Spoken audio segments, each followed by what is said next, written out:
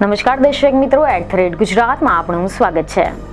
જૂનાગઢની વિસાવદર બેઠક લાંબા સમયથી ભાજપના હાથમાં નથી આવી ને છેલ્લા 18 વર્ષોથી ભાજપે આ બેઠક નથી જીતી, જ્યારે આમ આદમી પાર્ટીએ ફરી એકવાર આ બેઠક પર પોતાનો દબદબો કાયમ કર્યો છે। આ પેટા ચૂંટણીમાં આમ આદમી પાર્ટીના ઉમેદવાર ગોપાલ ઇટાલિયાનો વિજય થયો છે અને આ વિજયથી આમ આદમી પાર્ટીમાં ભારે ખુશી પ્રસરી ગઈ છે। પરંતુ આ જીતની ઉજવણી દરમિયાન એક અસામાન્ય અને રાજકીય વર્તુળોમાં ચર્ચા જગાવનાર દ્રશ્યો જોવા મળ્યા હતા, જેમાં એવું જોવા મળ્યું કે જીતમાં ગોપાલ ઇટાલિયાની થઈ છે જીત, જ્યારે જિંદાબાદના નારા લાગ્યા છે ભાજપના નેતા અને પૂર્વ કેબિનેટ મંત્રી જવાહર ચાવડાના। જી હા, સમાચાર એવા સામે આવી રહ્યા છે કે વિસાવદર વિધાનસભા બેઠકની પેટા ચૂંટણી જીત્યા પછી ગોપાલ ઇટાલિયાએ એક છેલ્લો દાવ ખેલી નાખ્યો અને પોતાના વિજય સરઘસમાં તેમણે કોંગ્રેસ છોડીને ભાજપમાં જોડાયેલા દિગ્ગજ નેતા એવા જવાહર ચાવડા માટે જિંદાબાદના નારા પોકાર્યા હતા। સામાન્ય રીતે જીતેલી પાર્ટીના ઉમેદવારો અને કાર્યકરો પોતાના પક્ષના નેતા અને સંસ્થાપકોના નામના નારા લગાવતા હોય છે, પરંતુ આ વિસાવદર પેટા ચૂંટણીમાં આમ આદમી પાર્ટીના ગોપાલ ઇટાલિયાની જીત બાદ કાર્યકરો સાથે ખુદ ગોપાલ ઇટાલિયાએ પણ ભાજપના નેતા જવાહર ચાવડાના નામના નારા લગાવ્યા હતા। જવાહર ચાવડા જવાહર ચાવડા જિંદાબાદ જવાહર ચાવડા જિંદાબાદ જવાહર ચાવડા જિંદાબાદ જય ગોપાલ જય ગોપાલ। આ રાજકીય નિરીક્ષકો માટે ખૂબ જ આશ્ચર્યજનક ઘટના હતી। આ ઘટનાએ અનેક રાજકીય સમીકરણો અને ભવિષ્યની શક્યતાઓ તરફ ઇશારો કર્યો છે। અમે જણાવી દઈએ કે એવા રિપોર્ટ મળી રહ્યા છે કે જવાહર ચાવડા અવારનવાર ભાજપના વિસાવદરના ઉમેદવાર રહેલા કિરીટ પટેલની સામે ભ્રષ્ટાચારની ફરિયાદ કરતા મોવડી મંડળને પત્રો લખ્યા હતા। જવાહર ચાવડાએ જૂનાગઢ ભાજપના પ્રમુખ અને વિસાવદર ભાજપના ઉમેદવાર કિરીટ પટેલની સામે સત્તાનો દુરુપયોગ કરીને ભ્રષ્ટાચારનો આરોપ મૂકતો પત્ર PM મોદીને પણ લખ્યો હતો।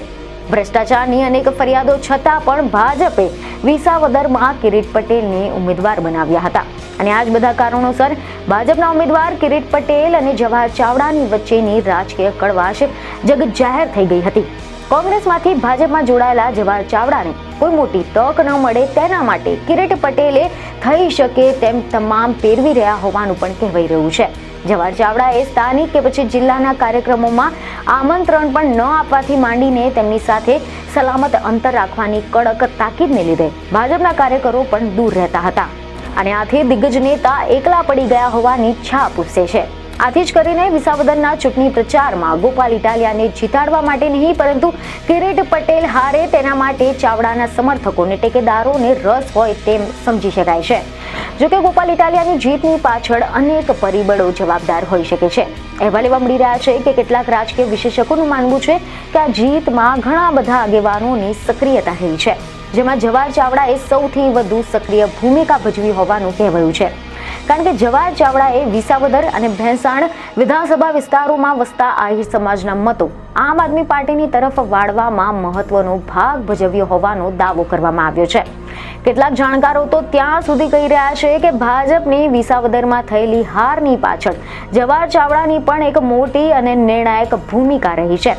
કોંગ્રેસમાંથી ભાજપમાં રહેલા જવાહર ચાવડા કે જેઓ ભૂતકાળમાં મંત્રી રહી ચૂક્યા છે, પરંતુ ભાજપમાં જોડાયા પછી તેમને ન તો ટિકિટ મળી કે ન તો સંગઠનમાં કોઈ મોટો હોદ્દો મળ્યો અને એટલે જ વિજય સરઘસમાં ગોપાલ ઇટાલિયાએ પણ જવાહર ચાવડા જિંદાબાદના નારા પુકારીને એક કાંકરે બે પક્ષી માર્યા હોવાનું કહેવાઈ રહ્યું છે। એક તરફ તો ગોપાલ ઇટાલિયાએ હારેલા કિરીટ પટેલને વધુ એક ફટકો માર્યો હતો, ત્યાં જ બીજી તરફ જવાહર ચાવડાને પણ કશું જ કહ્યા વગર આમ આદમી પાર્ટીમાં જોડાવાની કંકોત્રી પાઠવી દીધી હતી।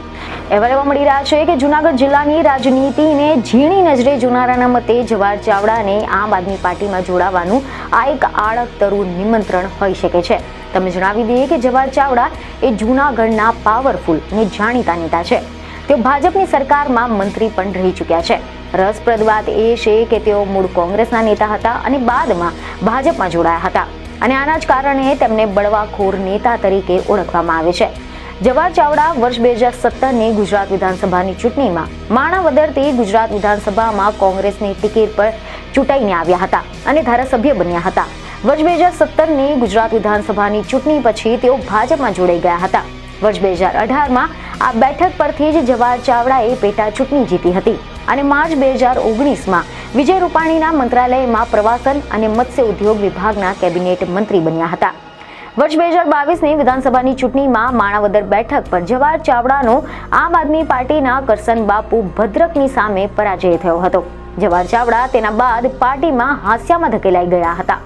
જવાહર ચાવડા તેના બાદમાં ભાજપના નેતાઓની સામે ભ્રષ્ટાચાર કરતા હોવાના લેટર બોમ્બ ફોડતા રહ્યા છે અને હવે જ્યારે પેટા ચૂંટણીના પરિણામો સામે આવ્યા છે ત્યારે ચૂંટણીમાં વિસાવદરમાં આમ આદમી પાર્ટીના નેતા ગોપાલ ઇટાલિયાની જીત થઈ છે અને આમ આદમી પાર્ટીના ગોપાલ ઇટાલિયાને જીત મળતા પાર્ટીમાં જાણે કે નવા પ્રાણ ફૂંકાઈ ગયા છે તેવી સ્થિતિ થઈ ગઈ છે.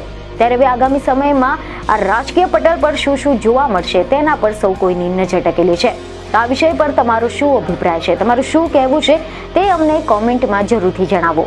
બીજી એક ખબરો સાથે ફરી મળીશું. ધન્યવાદ.